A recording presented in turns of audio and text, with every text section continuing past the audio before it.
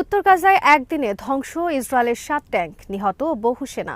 পুতিনকে phone German chancellor Olaf শোলজের, ক্ষিপ্ত Zelensky. Vaccine বিরোধী কেনেডিকে স্বাস্থ্যমন্ত্রী ঘোষণা ট্রাম্পের। বিশ্বজুড়ে আলোচনা। রাশিয়ার জন্য বিপুল পরিমাণ ড্রোন শুরু নির্মাণ উত্তর কোরিয়ার। বিডিভিউস ইনফোটেনমেন্টে স্বাগত জানাচ্ছি, আমি সুস্মিতা দাস। আজ জানাবো প্রতিরক্ষা সংক্রান্ত গুরুত্বপূর্ণ কিছু খবর। উত্তর গাজায় শুক্রবার ইসরায়েল আর্মির ওপর কয়েক দফা মরণঘাতী হামলা চালিয়েছে হামাসের কাসাম ব্রিগেড সহ কয়েকটি প্রতিরোধ যোদ্ধা। এতে ধ্বংস হয়েছে ইসরায়েলের ৭টি ট্যাঙ্ক এবং ৩টি বুলডোজার। নিহত হয়েছে কমপক্ষে ১০ ইসরায়েলি সেনা। শুক্রবার বেত লাহিয়ার বাস কিলানি চত্বরে কাসাম যোদ্ধারা কাছ থেকে হামলা চালিয়ে হত্যা করেছে ৩ ইসরায়েলি সেনা। এছাড়া অপর একজন ইসরায়েলি সেনা নিহত হয়েছে স্নাইপারের গুলিতে। বেতলাহিয়া শুক্রবার কাসাম ব্রিগেড আলিয়াসিন 105 অ্যান্টি ট্যাঙ্ক মিসাইলের সাহায্যে ধ্বংস করেছে ইসরায়েলের ২টি মার্কাভা 4 ট্যাঙ্ক এবং একটি 9D সামরিক বুলডোজার। জাবালিয়া উদ্বাস্তু শিবির এলাকায়ও শুক্রবার কাসাম ব্রিগেড ধ্বংস করেছে ইসরায়েলের একটি মার্কাভা 4 ট্যাঙ্ক। ইসলামিক জিহাদ গ্রুপের সামরিক শাখা আল কুদস ব্রিগেড বেতলাহিয়ায় শুক্রবার ধ্বংস করেছে ইসরায়েলের একটি মার্কাভা ট্যাঙ্ক। নেতজারিমে আল সীমা রোডে ইসরায়েলের একটি মার্কাভা ট্যাঙ্কের উপর হামলা চালায় আল আকসা মার্টার ব্রিগেডস। অপরদিকে আল কুদস ব্রিগেড এবং মুজাহিদিন ব্রিগেড শুক্রবার যৌথ হামলা চালিয়েছে নেতজারিম অক্ষে। গাজার বিভিন্ন এলাকায় শুক্রবার ইসরায়েল বিমান হামলা চালিয়ে হত্যা করেছে কমপক্ষে ২০ ফিলিস্তিনি। অপরদিকে লেবাননে শুক্রবার ইসরায়েলের হামলায় নিহত হয়েছে ১ ডজনের বেশি নার্স সহ অনেক বেসামরিক লেবানিজ। শীত ঘনিয়ে বাসায় মানবেতর পরিস্থিতির মুখোমুখি লেবানন ও গাজার লাখ লাখ উদ্বাস্তু। জার্মান চ্যান্সেলর ওলাফ শোলজ ২ বছরের মাথায় শুক্রবার প্রথমবারের মতো কথা বললেন পুতিনের সাথে। দীর্ঘ ১ ঘণ্টার আলোচনায় জার্মান চ্যান্সেলর পুতিনকে বলেছেন ইউক্রেন বিষয়ে একটি শান্তি চুক্তির প্রস্তুতি গ্রহণের জন্য। ওলাফ শোলজ টেলিফোনে পুতিনকে বলেছেন তারা ইউক্রেনে স্থায়ীভাবে যুদ্ধ বন্ধ করার পক্ষে। জবাবে রাশিয়ার প্রেসিডেন্ট ভ্লাদিমির পুতিন বলেছেন শান্তি চুক্তির প্রধান বিষয় হতে হবে রাশিয়ার নিরাপত্তা নিশ্চিত করা। এদিকে পুতিনকে ওলাফ শোলজের ফোনে তীব্র ক্ষোভ প্রকাশ করেছেন ইউক্রেনের president Volodymyr Zelensky. Donald Trump যুক্তরাষ্ট্রের প্রেসিডেন্ট নির্বাচিত হওয়ায় জার্মান চ্যান্সেলর সহ অনেকেই বাধ্য এখন ইউক্রেনে অস্ত্র নামাতে। কারণ জার্মানি, পোল্যান্ড, ব্রিটেন সহ ইউরোপ এবং গোটা পশ্চিমা দুনিয়া যুক্তরাষ্ট্রের নেতৃত্বে রাশিয়ার বিরুদ্ধে প্রক্সি যুদ্ধ পরিচালনা করেছে ইউক্রেনে। কিন্তু যুদ্ধের রাজধানী ও কমান্ড সেন্টার হোয়াইট হাউস থেকে ডেমোক্র্যাটদের বিদায়ে বন্ধ হওয়ার পথে ইউক্রেন সহ আরও অনেক যুদ্ধ ব্যবসা। ইউক্রেন যুদ্ধের শুরুতে ওলাফ শোলজ রাশিয়ার পক্ষে থাকলেও বাইডেন প্রশাসনের চাপে তিনি বাধ্য হন রাশিয়ার পক্ষ ত্যাগ করতে।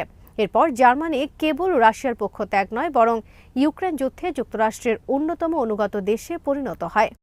ওলাফ শোলজের এই নীতির কারণে ধ্বংস হয়ে যায় জার্মানির অর্থনীতি। ডোনাল্ড ট্রাম্পের বিজয়ের পর যেন আবার হুঁশ ফিরেছে ওলাফ শোলজের সরকারের।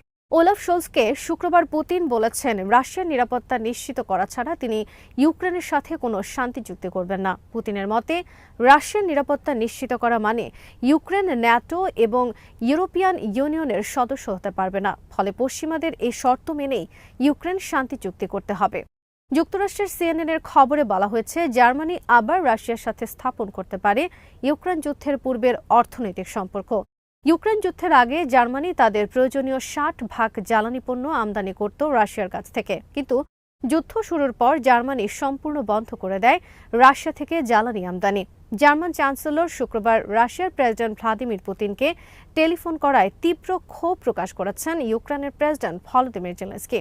জেলেনস্কি বলেছেন পুতিন এটাই চেয়েছিলেন। ওলাফ শোলজের টেলিফোনকে রাশিয়ার কাছে তার আত্মসমর্পণ হিসেবে আখ্যায়িত করেছেন জেলেনস্কি। জেলেনস্কি বলেন পুতিনকে এক ঘরে করে রাখার যে চেষ্টা তিনি দীর্ঘদিন করে যাচ্ছেন তাতে পানি ঢেলে দিলেন শুক্রবার ওলাফ শোলজ। ভ্যাকসিন বিরোধী রবার্ট এফ কেনেডিকে যুক্তরাষ্ট্রের স্বাস্থ্যমন্ত্রীর দায়িত্ব দিয়েছেন ডোনাল্ড ট্রাম্প। এ নিয়ে চলছে বিশ্বজুড়ে তুমুল আলোচনা। রবার্ট এফ কেনেডি একজন প্রকাশ্য ভ্যাকসিন বিরোধী প্রচারক। তিনি করোনার সময় বিভিন্ন রাজ্যে লকডাউনের বিরুদ্ধেও আন্দোলন করেছেন, করোনা ভ্যাকসিনের বিরুদ্ধেও কথা বলেছেন এবং তিনি গ্রহণ করেননি এ ভ্যাকসিন। কেনেডির মতে ভ্যাকসিন মানবদেহের জন্য ক্ষতিকর এবং অনেক শিশু প্রতিবন্ধী হয়েছে ভ্যাকসিনের কারণে। ডোনাল্ড ট্রাম্পও প্রেসিডেন্ট থাকা অবস্থায় ছিলেন লকডাউনের বিরুদ্ধে। করোনা নিয়ে তিনি করেছেন নানা ধরনের ঠাট্টা মশকরা। ট্রাম্পের সমর্থকরা লকডাউন ভঙ্গের আন্দোলন করেছে, বিভিন্ন এলাকায় লকডাউন ভঙ্গ করেছে। ট্রাম্প ও তার সমর্থকদের উস্কে দিয়েছেন করোনার বিধি নিষেধের বিরুদ্ধে। রবার্ট এফ কেনেডি করোনা ভ্যাকসিনের বিরুদ্ধে ছিলেন একজন সোচ্চার অ্যাক্টিভিস্ট। এমন একজনকে স্বাস্থ্যমন্ত্রী বানানোয় যুক্তরাষ্ট্রের স্বাস্থ্য খাতের ভবিষ্যৎ নিয়ে শঙ্কিত হয়ে পড়েছেন অনেকে। রবার্ট এফ কেনেডি যুক্তরাষ্ট্রের সাবেক প্রেসিডেন্ট জন এফ কেনেডির ভাইয়ের ছেলে। তিনি একজন পরিবেশ বিষয়ক আইনজীবী এবং স্বাস্থ্য বিষয়ক সচেতনতা সৃষ্টির আন্দোলনের সাথে জড়িত। কেনেডি পরিবার ডেমোক্রেট দলের। গত নির্বাচনে তিনি প্রথম ডেমোক্রেট দল থেকে প্রেসিডেন্ট প্রার্থী হবার জন্য প্রচারণা শুরু করেন। এরপর দলের উপযুক্ত সমর্থনের অভাবে তিনি স্বতন্ত্র প্রার্থী হিসেবে প্রচারণা করেন। যুক্তরাষ্ট্রের তুমুল জনপ্রিয় কেনেডি পরিবারের সদস্য হিসেবে তিনি ভালোই জনসমর্থন পেতে থাকেন প্রেসিডেন্ট প্রার্থী হিসেবে। রবার্ট এফ কেনেডিকে হুমকি হিসেবে বিবেচনা করে ডেমোক্রেটরা, কিন্তু এক পর্যায়ে রিপাবলিকান প্রার্থী ট্রাম্পকে সমর্থন দিয়ে নিজের প্রেসিডেন্ট প্রার্থিতা প্রত্যাহার করে নেন কেনেডি। এর পুরস্কার স্বরূপ ট্রাম্প তাকে গুরুত্বপূর্ণ স্বাস্থ্য মন্ত্রণালয়ের দায়িত্ব দিয়েছেন বলে মনে করেন অনেকে। বিপুল পরিমাণ অ্যাটাক ড্রোন নির্মাণ শুরু করেছে উত্তর কোরিয়া। শুক্রবার দেশটির সরকারি গণমাধ্যমে প্রকাশ করা হয়েছে এই খবর। কোরিয়ার অ্যাটাক ড্রোন নির্মাণের খবরে শঙ্কিত বিশ্বের অনেক দেশ, কারণ এই ড্রোন উত্তর কোরিয়া রাশিয়ায় পাঠাবে বলে বিশ্বাস তাদের। উত্তর কোরিয়ার আত্মঘাতী এসব অ্যাটাক ড্রোন গাইডেড মিসাইলের বিকল্প হিসেবে পরিচিত।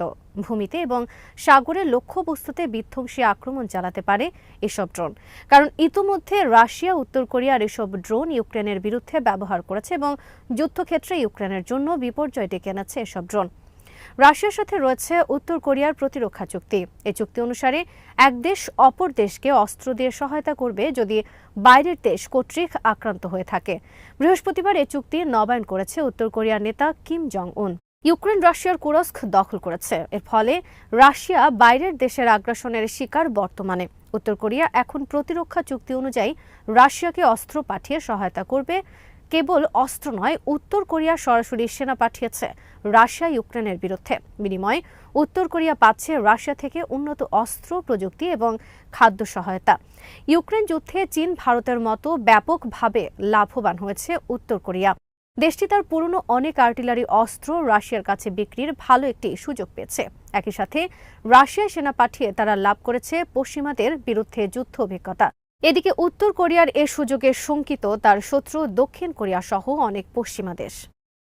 আজ এখানেই শেষ করছি।